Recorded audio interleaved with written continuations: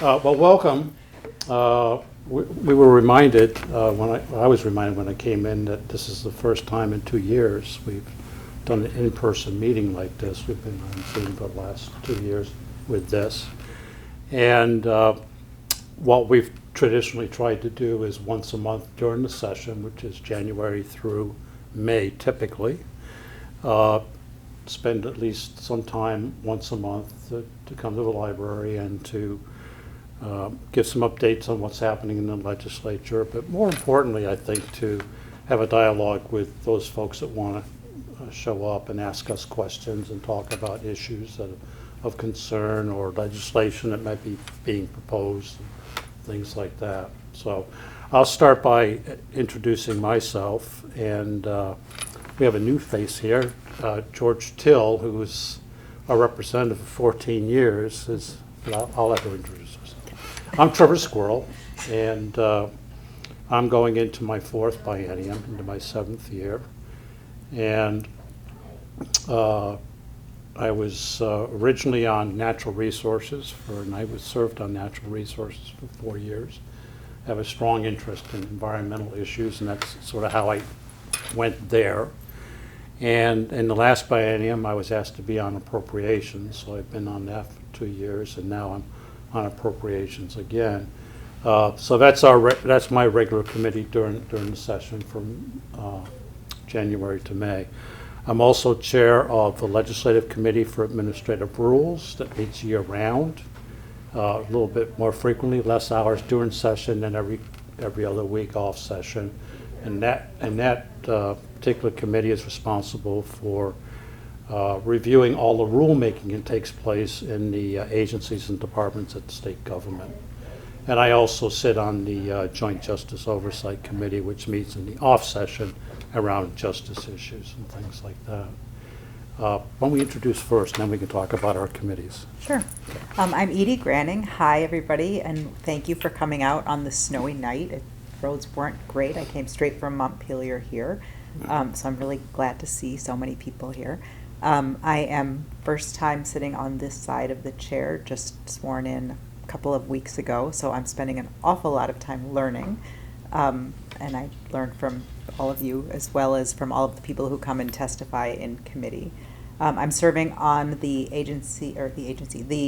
committee, Commerce and Economic Development. Okay, I'll talk a little bit about what we're doing as a committee. We've been in session now for, I guess, 3+ weeks. We're in our 4th week. And in appropriations, what happens is we'll pass a budget in May of the year before for the fiscal year, which will begin July and end in the end of June. So right now we're in what we call FY23 budget. When we come in January, there's a mid-year correction to the budget. So if agencies or departments need to make changes to their programming, or there's new initiatives or something's come up that we didn't anticipate, then we get a proposal from the governor to say, okay, we want to take a couple $1 million from here and move it over here, or we have surplus money right now, so do we want to add a program here? And what happens is we take the governor's proposal, we have a conversation about it in our committee, and then we ask other committees of jurisdiction, such as Edye's committee, to weigh in on areas that are germane to their committee's jurisdiction. And then on the budget itself, on what's been proposed to us, but in addition, are there new initiatives out there that we want to take advantage of, or we need to expend money? Right now we have a significant issue around housing, so we're seeing a lot of proposals around how to address some of the housing issues that we're struggling with right now. We'll pass that out of the House in the next week, hopefully a week and a half. And then we just received the budget for FY24 last Friday from the governor. We took a quick look at that, ran through it, and put it to the side until next week when we can really focus on that. That's an $8.4 billion budget that we'll have to work through. The way the budget process works in the legislature is that the House takes whether it's the Budget Adjustment Act or the budget bill, we work on it first with committees in the House. We vote it out, go to the floor, have that conversation, and then we send it to the Senate. And the Senate does their thing with the budget. And usually they come back with changes. Some we agree with, some we don't on the House side. So we go to a conference committee and we negotiate those differences in the budget. And then it goes to the governor's desk after we approve it. So that's sort of the role of my committee and the work that we do. So it's fast paced and there's a lot going on with that. Trevor, is there a deadline when it needs to go back to the governor's office? No, there's no particular deadline when it has to go there. With the Budget Adjustment Act, we want to get it to the Senate as quickly as possible so that they can do their work there, because we want to get into the budget more, want to get the budget adjustment done, because the budget's huge. And yeah, I mean, it's fast paced. We're trying to move it along, and when we do send it to the governor, there is a time element in there when we send it, that he has to respond. And that's true of any bill that we send to the governor, because what the governor can do, they can veto a bill, they can sign a bill, or they can choose not to do anything with the bill, and then over a period of time, it becomes law. So there is a timing once it goes to the governor, but there's no timing in terms of our process. Yeah, the issue right now with some of the Budget Adjustment Act programming or requests are that they are related to the ARPA funding, and that funding has to be spent by the end of 2024. So the sooner that any adjustments are made, the sooner that folks can figure, folks in government can figure out, oh, this is gonna add to this program, or that's gonna add to that program, and we can get the money into the community. Because if it's not spent, it goes back to the federal government. So that, there are different constraints, but, yeah. Yeah, if I may, before I turn it back to Edye, there's been almost I think over a couple of years, it's almost $5 billion extra that's come into the state of Vermont. About half of that's gone directly to you or to Vermonters in terms of stimulus payments and those kinds of things. And the other part has come to the legislature, and every legislature across the nation's done things differently. In some states, the governor took control of all that money. In our case, we said, Governor, you can have this, but we're going to deal with this. And it's been an incredible infusion of money. We certainly have benefited from the congressional delegation we've had in Washington, D.C., because a lot of that funding had what they call small state minimums on them. So, in fact, a state like Vermont ended up on a per capita basis getting 2-3 times what another state might get on a per capita basis. Now, obviously, all this money coming into the state is a great thing. We've done a lot of good things with that, but it also juices the economy. And we've actually really benefited from tax revenues and corporate revenues and things like that. You may not think that, but we're staring right now at probably close to a $300 million surplus, and trying to figure out how best to use that, because that's not going to continue. And we also carried forward, because of all the money we had and hadn't got spent, probably another $300 million. So those are the kind of numbers we're dealing with, and that's unprecedented. And anyway, enough to be said about that.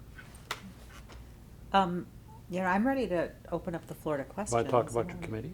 Oh, talk about my committee? Sure. Well, you don't have to. I can. Yeah, so Commerce and Economic Development, our job is mainly to focus on workforce training programs, how to improve workforce experience.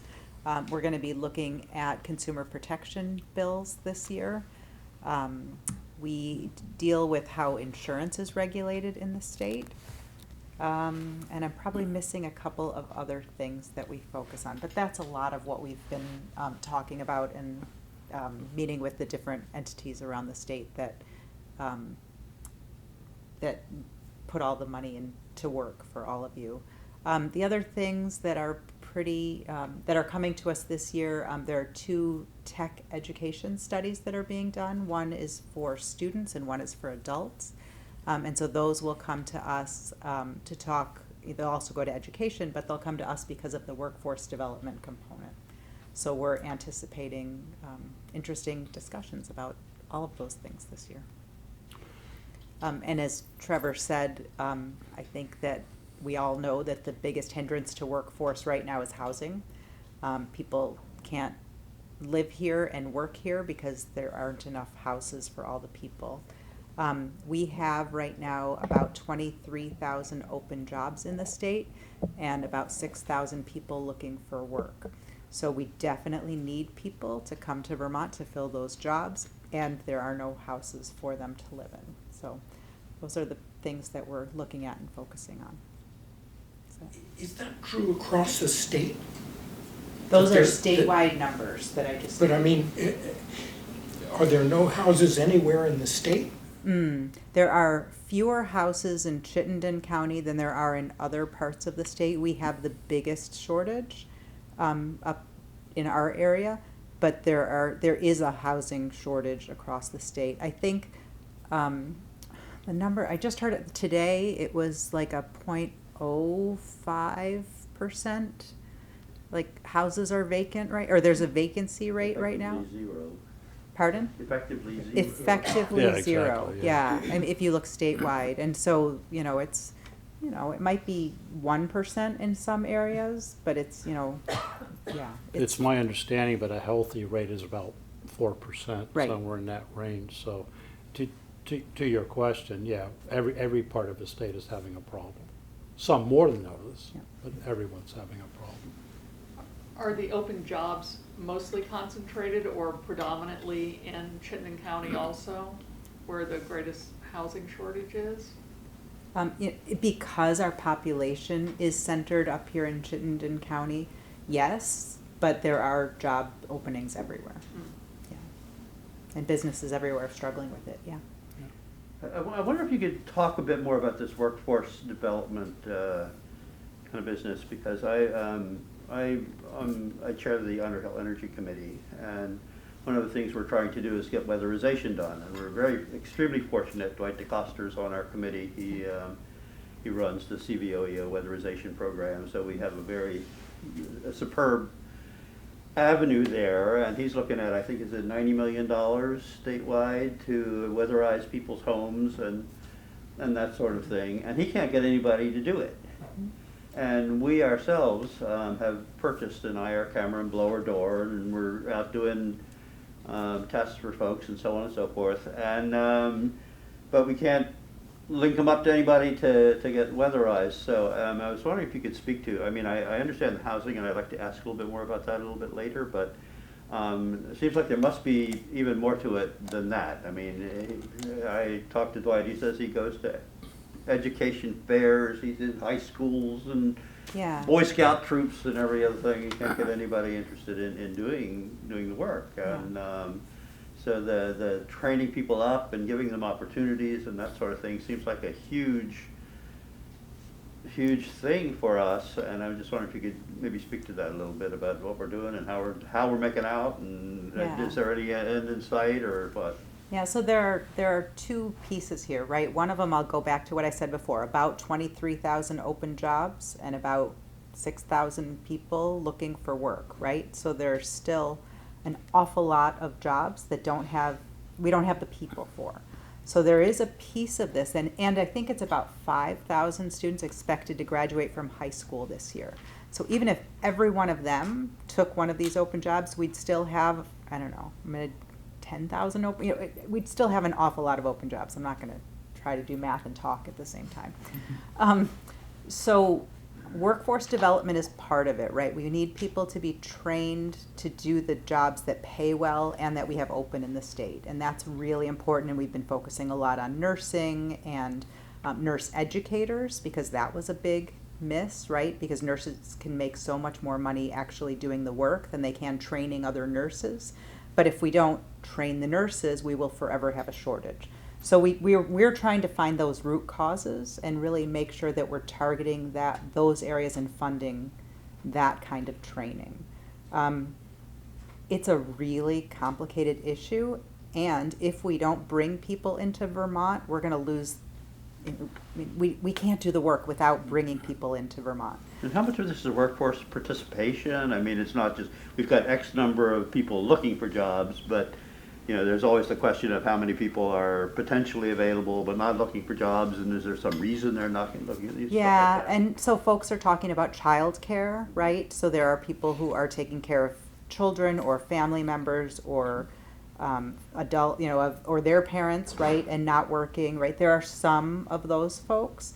I don't think that number is, you know, enough still to cover that gap. So there are lots and lots of factors, you're right. We're trying to hit every single one of them as best we can.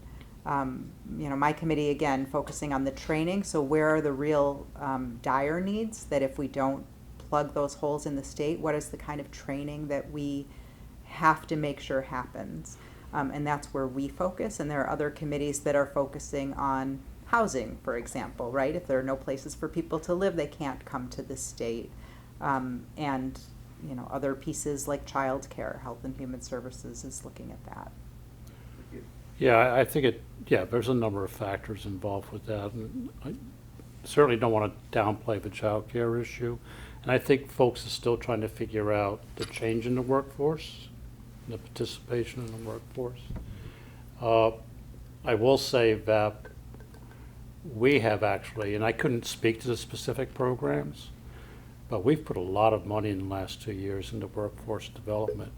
Now, it doesn't solve the numbers problem in terms of physical bodies, but we have allocated a whole bunch of money as nursing. We put a lot of money into higher ed. I mean, folks that are in certain income brackets now could go to the Community College of Vermont basically for $0 if they choose to do that.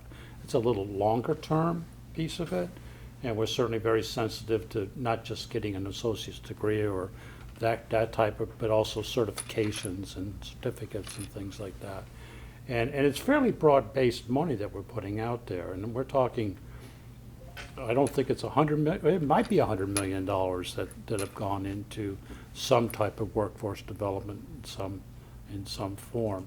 And I know that Edye's committee has spent a lot of time with the workforce development and those pieces. Of course, we appropriate the money to make that work, but yeah, and we've been more than willing to prioritize that type of expenditure. Can I just add a little bit to that?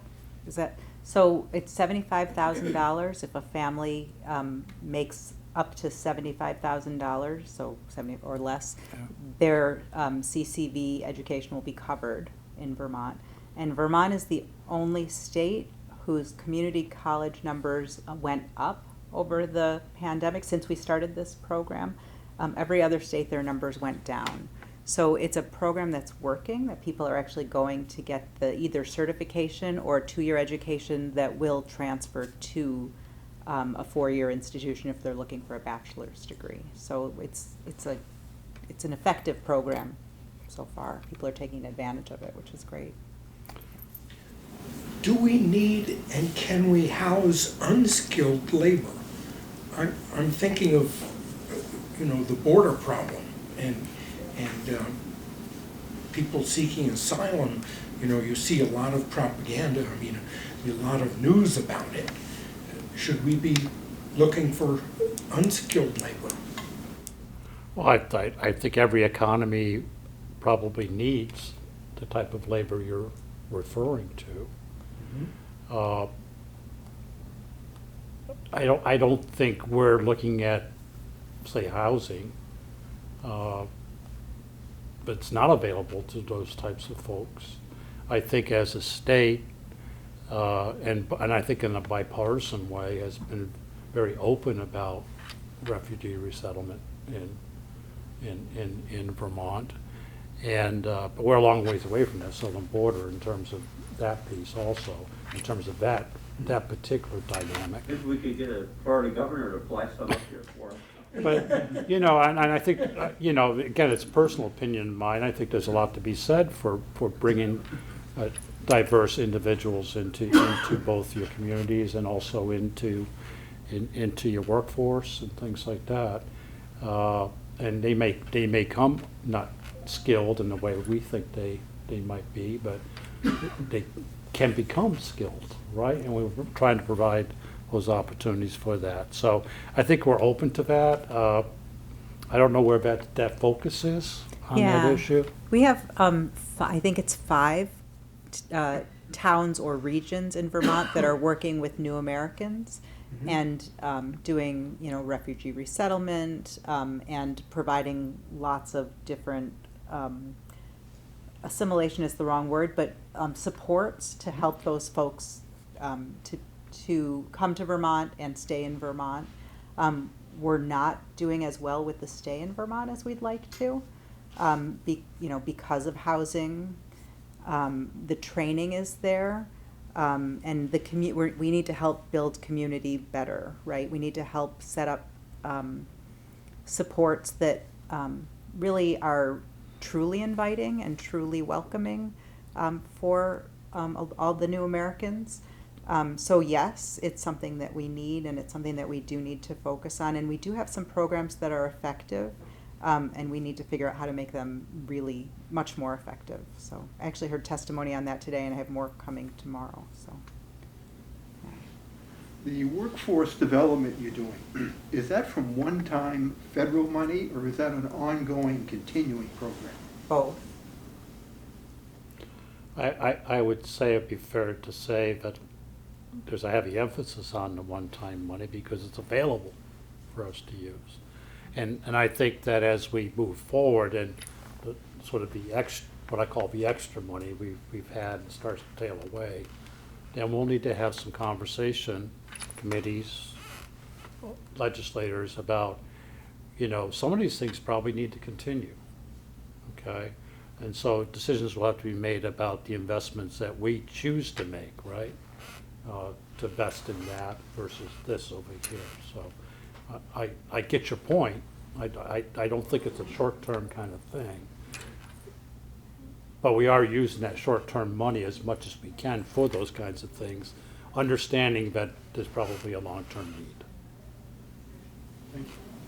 So, Edye, that former question reminded me to ask you, when you say workforce development, how much of it are you talking about is education for some sort of skill, either on the job or education before you get the job, versus is it considered unskilled? Is that the right term? What about cafeteria workers or hotel cleaners or the people who pick up trash? Is that part of workforce development, or is that a whole nother avenue or area of the workforce?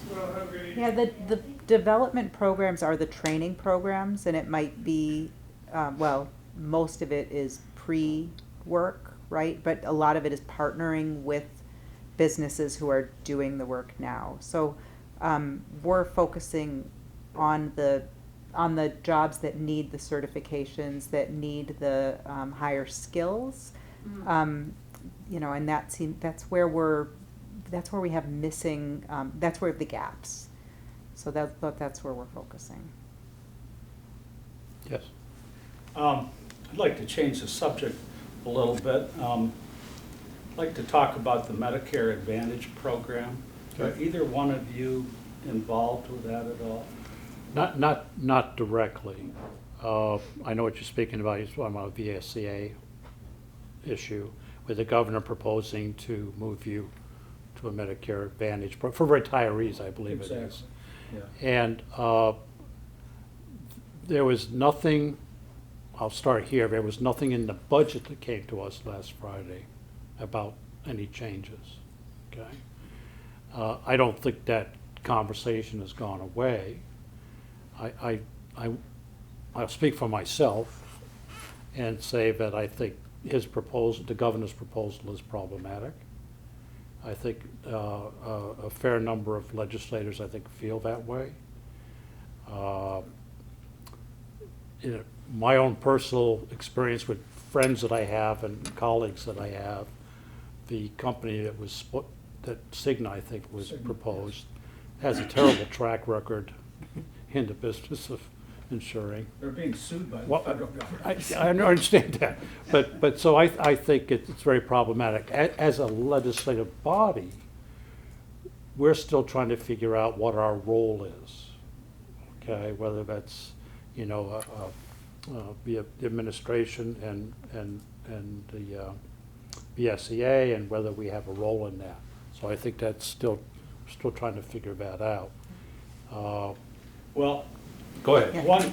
one thing that I see your role will be is, I'm a retired employee, and we have the same health care that the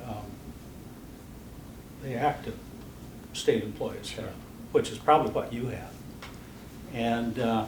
And we are tied to the active employees by statute. So so the governor wants to split us off and throw us into the Cigna program, but he can't do it without changing the statute. So I see a real legislative need for him to get you on board to do that.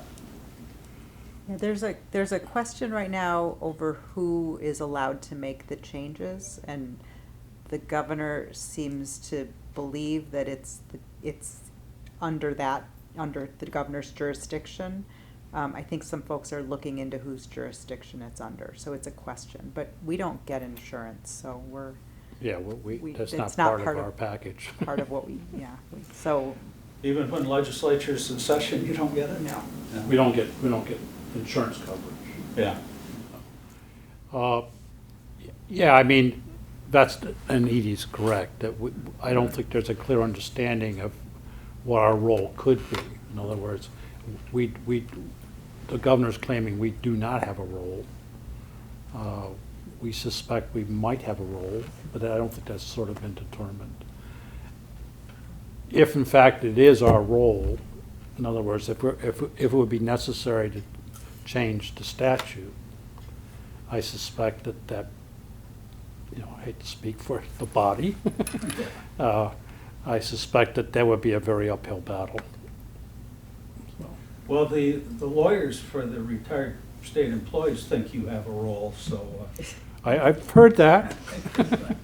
You know, part of what we do as legislators, we have a body that's also called Legislative Council, which they're all lawyers and they work for us. We have a clients, legislators, and I think we have 20 some of them or whatever, and they support all our committees and stuff like that. So we rely on them also to give us advice about those kinds of things. They're more supporting our policy work and things like that. Right. But they obviously do weigh in on these kinds of things also. Yeah, we're paying attention to it. Good. Is there anybody who hasn't asked a question that has a question before we? Yeah, okay. I haven't kept up with the teachers' pension fund. What's happening with that, Trevor? Well, I think the pension fund is going in the right direction, both state employees and teachers. We made significant investments in paying down some of the liabilities, which will pay dividends in the future, right? Because you get that growth that takes place. We're meeting our requirements this year. I think it's between $350 and $400 million that we put into it. That's the base amount. And then we're also putting in, I don't think it's $30 million between the two, but probably another $24 million between the two. And that escalates, it goes up each year. I think next year it might be closer to 30. So we're trying to sort of get ahead of that curve, that growth curve, and bend it down. Over the last, maybe not so much just recently, but those funds have been overperforming too, which has been useful in bringing down that liability. Of course, in the last 5 or 6 months, investments haven't done quite as well, but they've performed really well for a couple of years there. So I think they're going in the right direction. That's probably the best thing for me to say about that. I think the investments we've committed to, and we'll continue to do that. And I think we're on the right trajectory.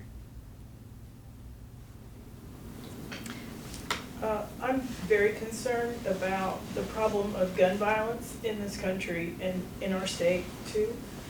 I have heard that there is legislation being discussed in the House, primarily targeted on suicide prevention, that will also include a number of gun safety items potentially, one of which is secure storage. Vermont is the only New England state, as I understand it, that has no secure storage gun laws in place at all. So I'm wondering if you all have had any discussion or any knowledge of legislation being discussed in the House with regard to the convergence of those two things, gun violence and suicide prevention. I was gonna say, I know that there are a couple of bills being floated. I have read one of them. I have not read the one that you're talking about right now. I don't know if it even exists yet. I just had It's- heard that there was discussion. There's something in the works. It hasn't been, it's not out for, for everybody to read yet. But yes, there is something along those lines that is being developed. I don't have a whole lot more information than that Yeah, right now. The bipartisan Safer Communities Act was passed a year ago, maybe not quite a year ago. And I've been sort of the appropriations connection to a group of folks that are getting together to look at how we could tap into some of those funds. And I know there's a school component to it, and I think Vermont's going to see between $4.5 and $5 million coming to the state for schools, and I'm not sure how that's going to get utilized. I can't speak specifics, but you're right. I know the storage issue is going to be addressed. I don't know where it is in terms of bills.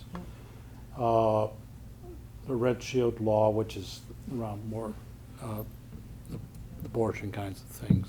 Oh, the SHIELD law, yep. The Shield law. Is And that the same thing as a red flag law? No. no, Okay, I'm no, sorry. but also I think there's some modifications to the red flag law also.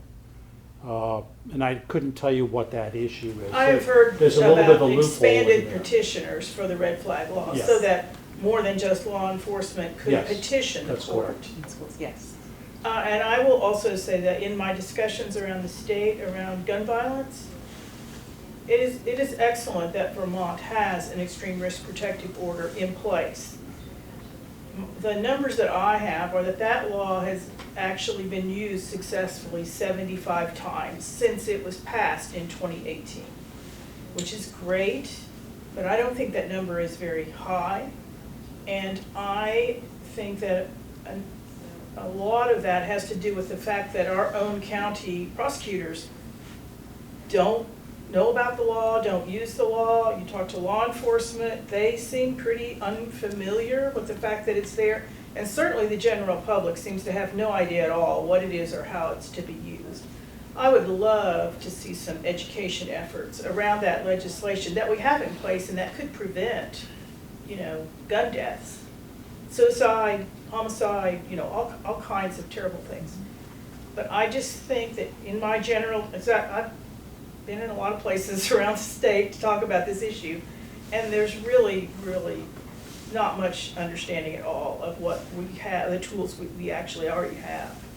And so I would love to see some of that grant money made available for training for law enforcement, training for prosecutors, public service announcements to the general public.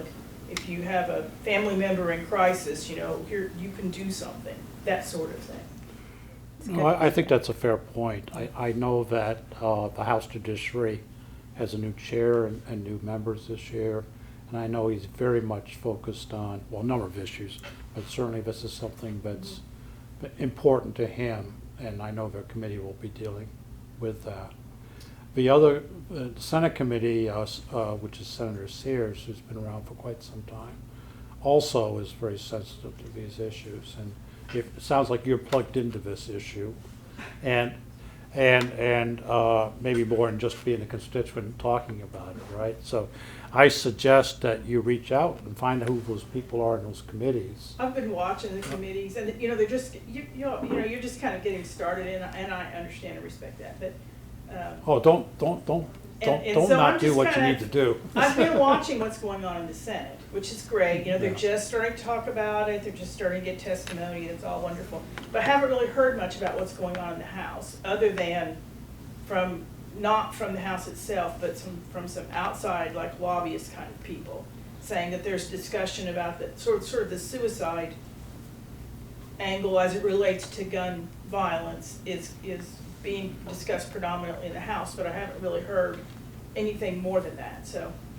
Your Well- sources are well plugged in. Good, Yeah. I'm glad that, Well- you know, sometimes you have to catch both ends to make sure that you get the truth in the middle, right? And one thing that, and one, in terms of how the legislature works sometimes is that, you know, the Senate chair and the House chair will get together and say, we're not both gonna do the same thing. Sure. And they sort of split up responsibility, and some legislation will originate in the House and some will originate in the Senate. And sometimes, you know, since we're early in the session, they may just take up this, and it takes 3 or 4 days to work through it, but you should definitely stay in touch with them and put pressure on them, right? I do have one other sort of logistics questions for you all. The committee's meetings that I have been sort of watching, you know, they live stream. I'm on the other end of all that technology you talk about. They're such small little rooms. Yes, they I are. mean, I don't know how the committee's gonna get like input from the general public, because there's not possibly room for anybody to show up. You don't even know who's watching. Can I sort of tag on that, you know, there was a piece about how Vermont journalist was kicked out of a room, and I believe it was based on I mean, they're capacity tiny little rooms. that was happening with those, yeah, and so, you know, how do we do this, yeah. Let me speak to that a little bit. When we sort of dealt with the front end of the pandemic, for the first year, we're all remote anyway, we're out of the State House. And then a decision had to be made when we came back in 21. Yeah, our committee rooms, a lot of them are not very big. As a matter of fact, we took 4 of them on the House side and basically turned them into legislative rooms. In other words, we decided we weren't going to use them because they're too small. We have HVAC problems in the State House. We have 3 HVAC systems, and that's its own problem. And we also repurposed the legislative lounge for a committee room and we did these kinds of things. One of the other things and there is room in all these committee rooms for people to come into, okay, and sit. Maybe not 50 people, okay, I get that.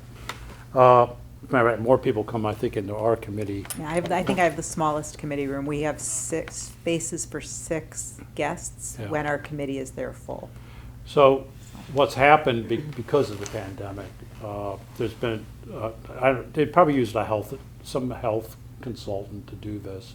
But basically look at the rooms and say, you got X number of committee members, you have a committee assistant, and you've got seating and you've got so much square footage, and so you can have this many other people in the room. So, and that's, I think, on the doors now of all the rooms. And, you know, journalists may, if they're the last person there, that's gonna happen, you know? But journalists is not kicked out to let somebody else in. I've been in these committee rooms. Okay. I get it, Yeah. yeah. You know, When it's just, I saw the it's, article, I thought, yeah, dude, you got there too late, like, the seat was taken, get there earlier, this is what you gotta do. But it is an issue, and how Yeah. do we, for those of us who have enjoyed the live stream, for those of us who've been able to see that, and, you know, particularly if you have an issue that you're really dedicated to, it can feel constraining when there's 3 open seats. And, you know, I think it's a challenge to walk into a legislative process when you walk in and there are, you know, a few, but feel like hot seats for you. So, and I think that goes to the constraints of our building, of what that building looks like. It is the constraints of the building, but at the same time, I would have to say that you can also watch everything on YouTube. And I understand that journalists don't like that. What? I think it discourages.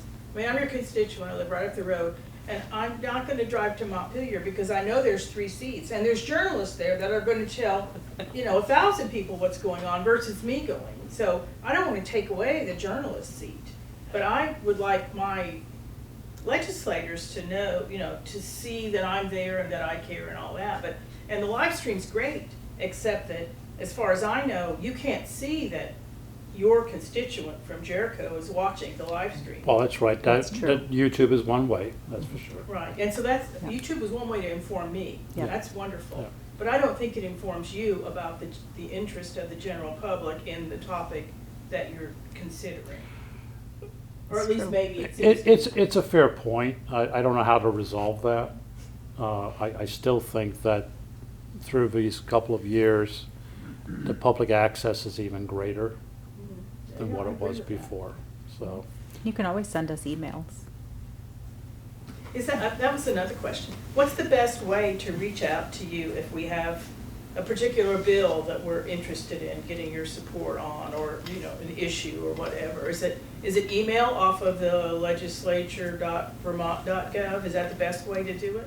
Well, I have personal email and regular email, but, I mean, legislative email, and I'll respond to both, so. Either one? Yeah. Yeah, Okay. yeah. And I've said this before in other meetings, I think part of our role is also to sort of help you understand process and how we respond to things or don't respond to things. And, you know, a lot of times, you probably belong to different groups, right? Environmental groups or gun groups or whatever the case may be. And they'll send stuff out and say, get in touch with your representative, and they make it easy, and you just click a button and away it goes. One thing that happens is that the way I prioritize my emails is I take personal emails first that I know are personal, not Not a form letter. form, okay?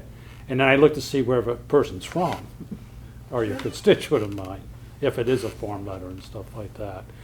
And of course, if you're in the third tier, I generally don't respond to it, so that's sort of my own personal approach to that. so. Yeah, I mean, tell me that you're a Jericho or Underhill resident. Tell me where you live. You'll get a response from me. It might not be same day, but it'll be same week, I hope. I'm trying really hard to keep up with all the different emails, but I'm trying. But yeah, I mean, I You did really, better than me. well, Yes. yeah. I wonder if I could just maybe poke the 800-pound gorilla briefly before we have to go home tonight. That's housing. It's obviously a major issue for us, and we've already alluded to it once with respect to workforce. A lot of things are coming online with respect to it. I wonder if you could speak to it in general. I have been aware of H68 and did take a look at it. I have a friend who she's really gotten in a twist about it and has decided it's going to completely destroy all environmental goodness and light throughout. This must be Zeph's bill. I did see Edie's name on it. So, Yep. I so signed that- on. I think I know what you're. Yeah, that's the zoning and zoning modifications and so on and so forth. But I'm sure there's a lot more Yes. in the pipeline. So I'm wondering if you could speak to, you could give me a little something to carry back to my friend. Yeah, no, absolutely. And I do think it's important we don't throw out the baby with the bathwater. That's very easy to do. Vermont has created a wonderful environment, and it's one of the reasons that housing is such a great thing here. I have a feeling you're going to work pretty hard at doing that, but I do want to put my vote in for it early on. But I wonder if you might speak to that, how you see H68 as, sort of coming online and doing things, and what other things are happening that we can look forward to in the moderately near future, and, to doing something about this. Do you want me to speak to, I'll speak to the bill. Can I speak just more general Yeah, about yeah. housing? I mean, because I do know a lot about this specific bill. Personally, I see the housing shortage that we have as the biggest problem that Vermont is facing right now. I think that if we don't tackle it, we should have tackled it 10 years ago. If we don't tackle it now, it's just going to turn us backwards. I think that, and I think that since, 73, is that when we started with all of our Act 250. Act 250 and all that? Right, that's Around- good. right That's around close there? enough. Right around there. We were in a very different place, and I think that there's a lot more, a lot of newer information about how to take care of the environment that isn't necessarily embedded in there. And what we've learned is that if we can build concentrated housing in certain areas, rather than spread out housing on lots of acreage, it's better for the environment, right? We have one area where folks are living, we're using less fossil fuels, we're traveling, we're also not putting a house where there's a deer path, right? So that we're not impacting the the natural world, the animals and all of that. So I think that there are pieces there that some folks are saying, don't build, don't build, don't build, but we have a lot of building already. We have some areas that could be more concentrated. And I think that if we focus on building in those areas, we will still be good stewards of the environment. And so that's one of my focuses, is to look at our laws with a more updated viewpoint, perspective, and understand that we need people. We need people, which means we need more houses. And we can do it, and we can take care of the environment. And so my focus is, how do we do both? And every time I'm looking at these bills, I'm looking at it through that lens. There's I'll leave it there. But there are other housing bills that are also being discussed that will probably upset your friend more. Well, Oh dear. But- Well, that's helpful to know. But- well, can I just follow up about this? The sponsor of the bill is Representative Bongartz, and he's as Out of strong Manchester. environmentalist as. 250 out there, kind of it. Okay, and he's the ranking member on the Natural Resources Committee. And he spent a lot of time working with stakeholders over the last year in getting this legislation together. And he's talked to me on occasion, because I also serve on he's on my LCART committee. And so I'm going to take it at a high level when I speak about this.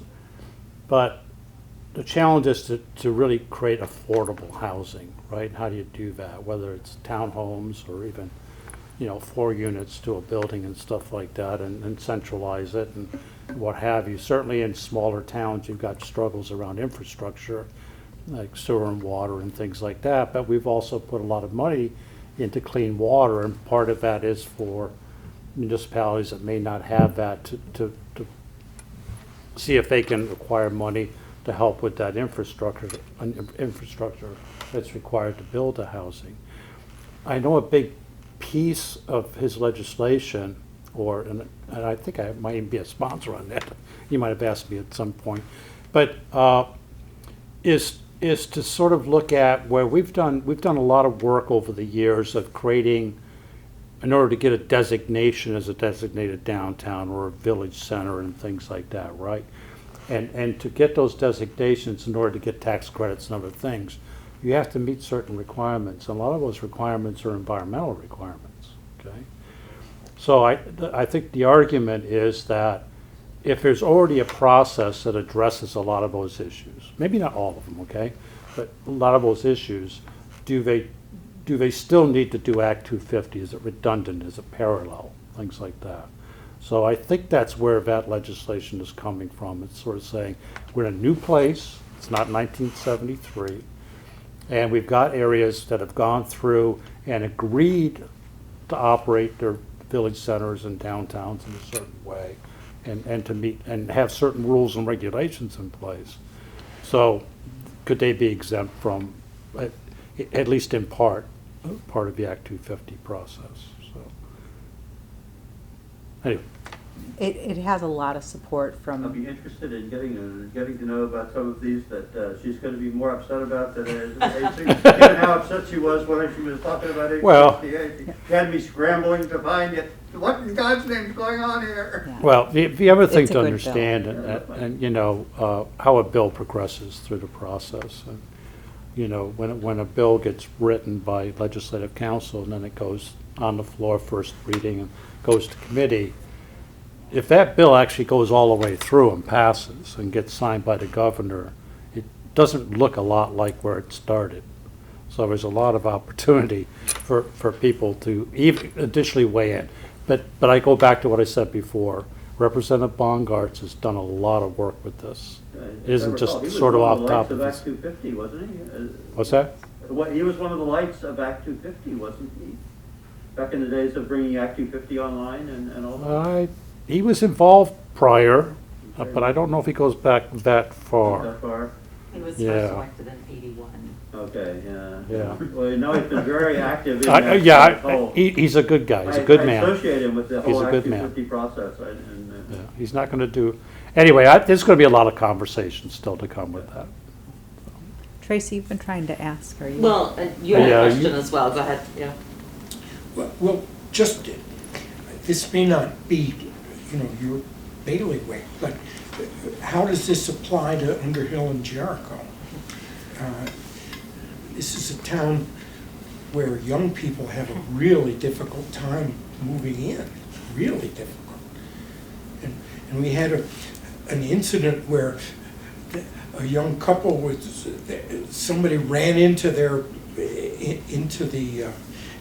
bedroom with a car, and they said, we're gonna have a tough time staying in Jericho, finding a place to live. Well, I agree, it's challenging, right? And we have some of these designations too, so it'll be interesting to see where we might fit into this legislation that's being proposed. I mean, when I was chair of the planning commission, we had, in Underhill here, we had worked really hard to make some changes to lot sizes, and we had some, particularly in the flats here, the Jacobs property, a lot of people like to refer to.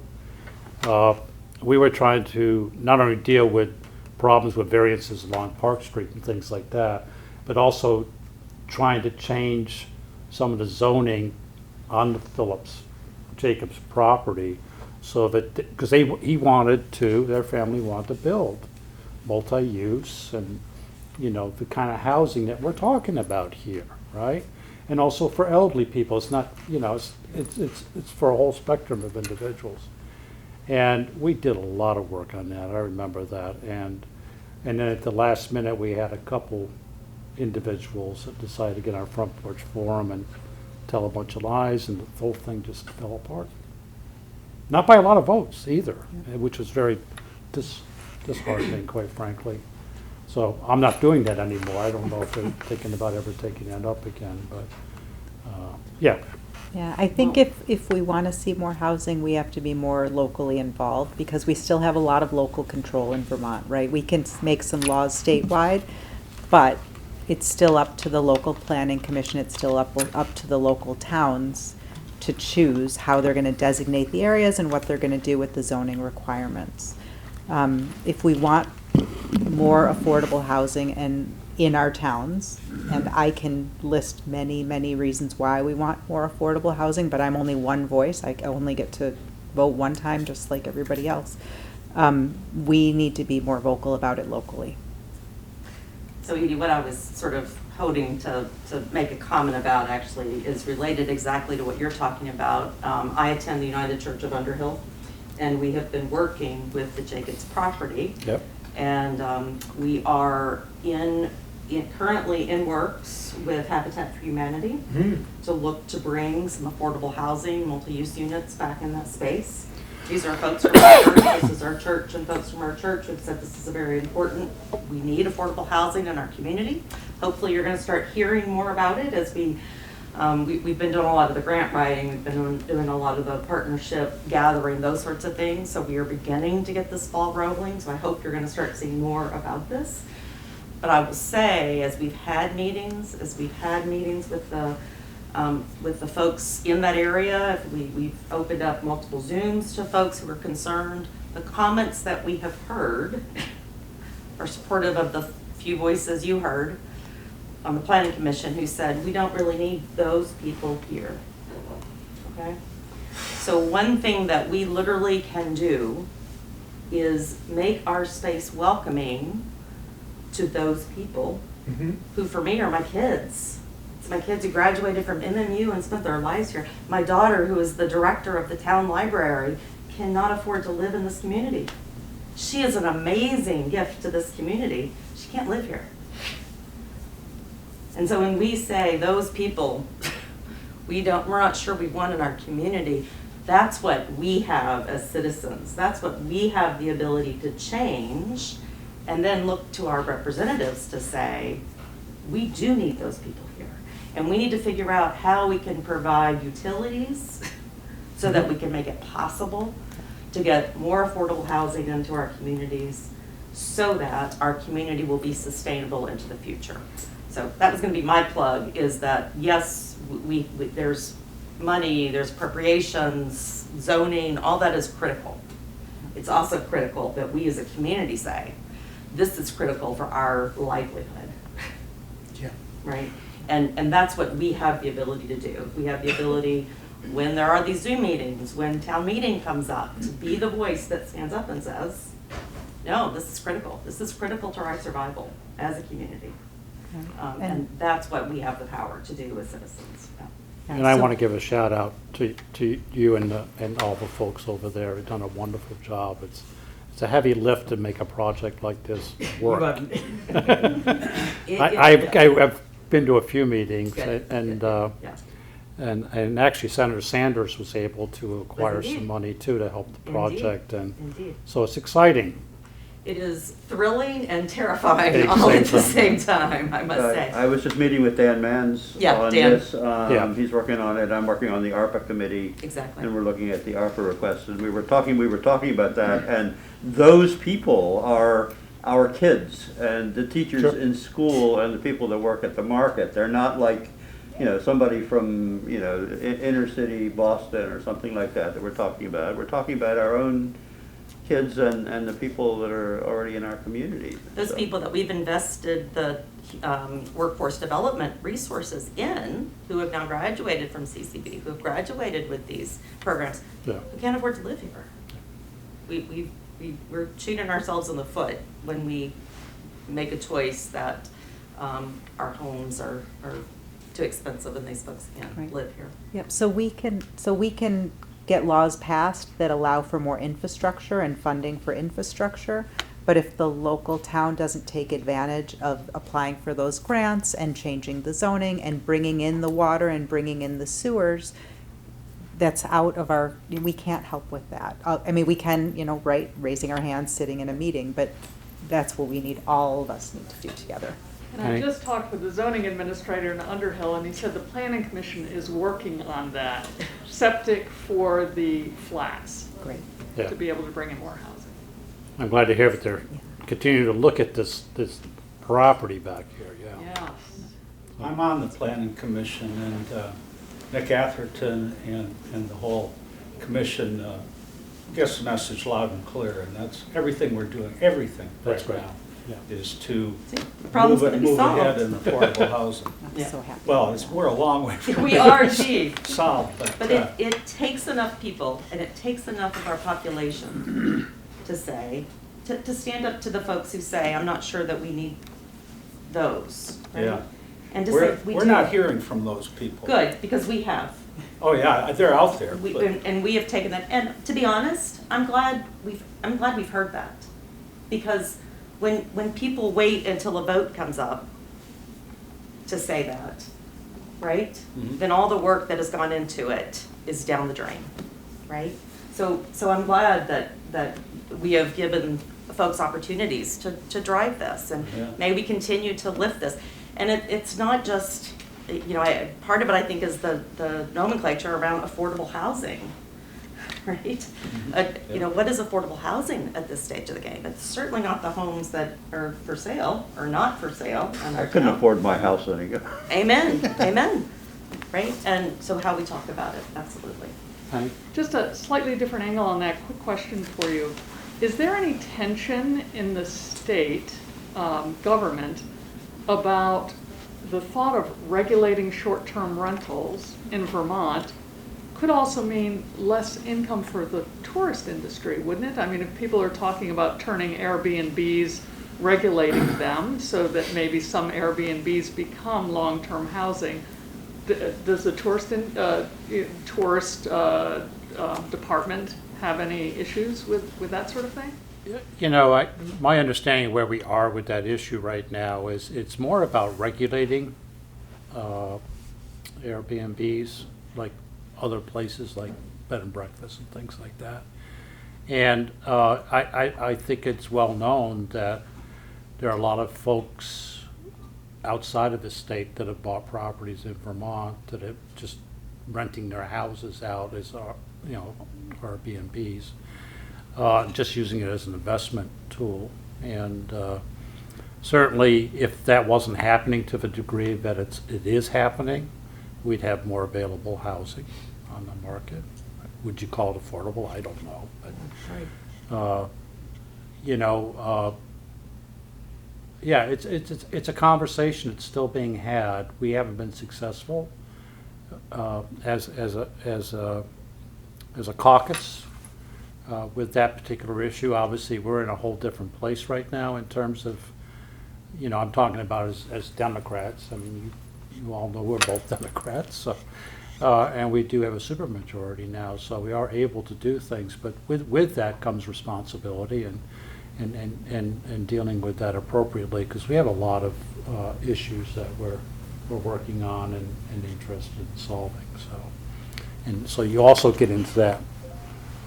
Where's our priority and where do you pick your battles to have, so to speak, too? So. I smiled because you said, is there any tension in the legislature? And I have said, yes, before you even finished whatever, because there, we have 180 people. Everybody has a different opinion, right? But yes, there have been discussions about what's the right amount, what's the right way to think about it, what's the right way to tax, what's the right way, they're yes. I mean, it's complicated, and when you need more housing, that's an interesting place to start looking. And even the folks in the skiing industry and, a lot of the tourist industries understand that the housing crisis is so large. I mean, they don't have places for their employees to work, right? So they're even saying, maybe we need to look at this. So I think we're really at that tipping point. I mean, the housing crisis is doing damage to a lot of businesses in our state. Didn't Burlington just regulate their? And people are pretty happy about the short-term rental and the way that their policy is working to encourage much more long-term rental.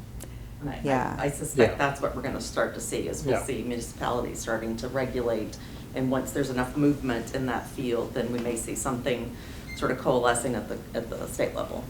Right, I just wondered how much it would affect our tourism Yeah. industry, and if that's a concern. Yeah, and I think what I'm hearing, just like you said, is so many of our tourist industry are saying, we can't get our workers, we can't get people to run our ski lifts, we can't get people to clean our hotels. Yeah, to so that's serve our the food. bigger I guess issue my right answer, now. and my answer to Penny to you is that, this tightening of the market around this particular use, short-term rentals, it's not an old thing. It's a fairly new thing, and our tourism was pretty strong before we started to see this. So I'm not convinced that there's a negative impact in regulating this in some fashion. So just my opinion about that. We're at 7:05. I guess we could. I'll One more question? One more question. You had your hand up. Well, I just wanted to say that, speaking of tourism, there is, I think, really good news, which is the Lamoille Valley Trail being completed across the state. Indeed. And that is going to be a new industry, and it's going to, I think it's just fabulous. There was bipartisan support to put money into that project to finish it. Well, why did it take so long for something that goes through so many electoral districts? Somebody wakes up one morning and says, I think this is a good idea. No, I'm not complaining, I just think No, it's a I agree with you wonderful thing. 100%. I bike on the trail all the time. Can't wait to try out some of the new sections, so. Thank you so much, everybody, for coming today. I really appreciate I- seeing you all in person Exactly. and how welcoming you've been to me, so thank you. Welcome aboard. Welcome. And off the top of my head, I can't think of the next meeting date, but, you all read Front Porch Forum, right? So- This is our only Tuesday. We won't be meeting on The rest will Tuesday. be Thursdays Yeah. because of our type of schedules we have. But But appreciate you being Thank you, here Brad, so and, much. and, Thank you. Yeah. and please be in touch.